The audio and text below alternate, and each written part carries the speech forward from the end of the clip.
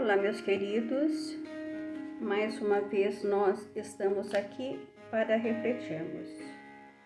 E a nossa reflexão de hoje é sobre esse tema. Seja o seu falar sim, sim, não, não. Então, esta fala de Jesus nos mostra a importância de sermos íntegros, sem falsos juramentos, para termos o devido cuidado ao nosso falar, sim ou não, para que possamos construir um consolo edificante aos nossos semelhantes.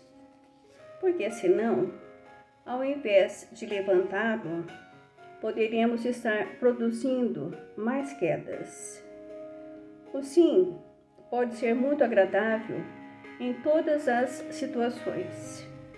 Porém, o não, em determinados setores da luta humana, é mais construtivo. Tanto quanto o sim deve ser pronunciado sem intenção de te bajular, como o não deve ser dito também sem aspereza. Muitas vezes é preciso contrariar para que o auxílio legítimo não se perca.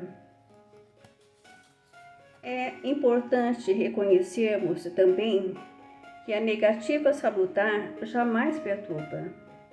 O que magoa e machuca é o tom contundente com o qual falamos. As nossas maneiras, na maior parte das ocasiões, dizem mais que as próprias palavras. Seja o teu falar sim, sim, não, não, nos recomenda o Evangelho. Para concordarmos ou recusar, ninguém precisa ser de mel e nem de fel.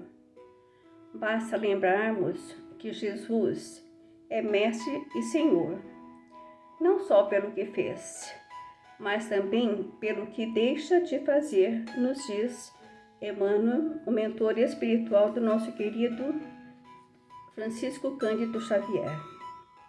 Ainda Emmanuel nos diz: a luz na lâmpada disciplinada que auxilia e constrói, e a luz no fogo que incendeia e consome. Então, que a nossa fala seja na bondade de Deus, na sabedoria do tempo, nas reminiscências da alegria, das alegrias, nas induções ao conforto, na compreensão e amor. Sem esquecermos do esclarecimento e da harmonia. O Cristo edificou o Evangelho por luz inapagável nas sombras do mundo, não somente agindo, mas conversando também. E por fim, destaco ainda, mais uma vez, essa frase síntese do nosso querido Emmanuel, mentor, como eu já disse, mentor espiritual do Chico Xavier.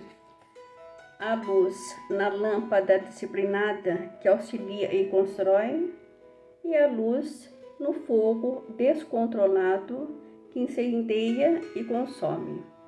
Que possamos refletir sobre isto, que o nosso falar seja sim, sim, não, não, porém com muito amor. Gratidão a todos, até a próxima, se Deus assim nos permitir. Fiquem com Deus.